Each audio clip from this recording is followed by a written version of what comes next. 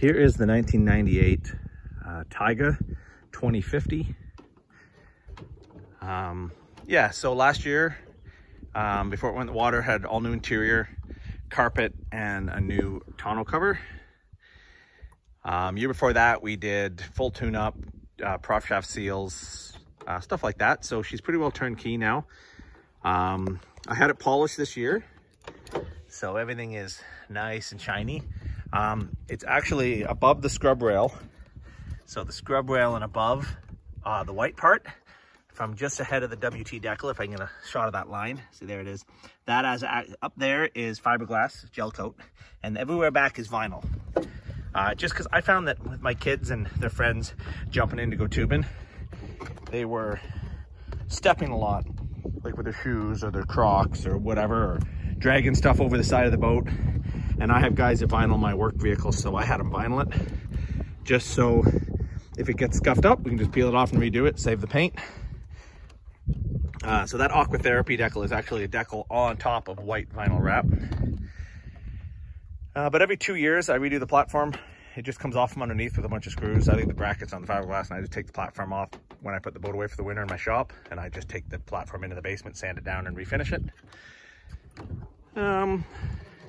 Yeah, it works good. We use it here in Seth Frontenac just for towing the kids tubing and things like that. It has a 350 V8, but it's not your typical like 260 horsepower one. It's a 307 horsepower. If anybody knows these kind of wakeboard boats, they're all low end power. So the boat will probably run somewhere in the high 40s, low 50s. But it's all low end power. It'll pull basically anything you hook to it. You have 3 tubes on it, doesn't matter. It just planes before you even know it. And the boat is heavy. Like, there's a lot of boat in the water. So when you use the tap system, which creates the big wake, you can make a big wake with it. Let's fire it up. I'll put the blower on. So it had new blowers when the motor stuff was done 2 years ago. That's right. And I put a new float bilge in it because it does sit in the lake here. So I put a float bilge so it will self-drain. And if we're gone for a long time, on the battery, there's it's not a lot of shadow. But anyways, I have this thing. There it is. And that actually just plugs in. So I'll run an extension cord down and just plug it in, and that basically just trickle charges.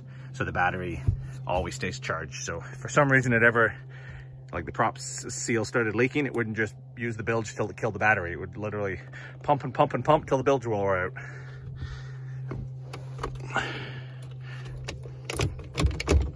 Let's see.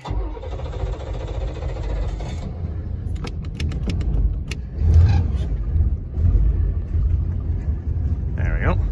It is a carbureted motor, so it's not fuel injected, so you just have to give it a couple pumps. It was running just last weekend, so sometimes if at the very first start of the season, it takes a little more pumps, but yeah. What we found, this sunny day trying to take a video, that we really liked when our kids were little, is that platform is basically sitting flush in the water. So you basically just swim and the little guys can just roll onto it. It's not hard to get people in and out of the boat. It's right flush with the water, so. Yeah, that is the 2050 98 Tiqa.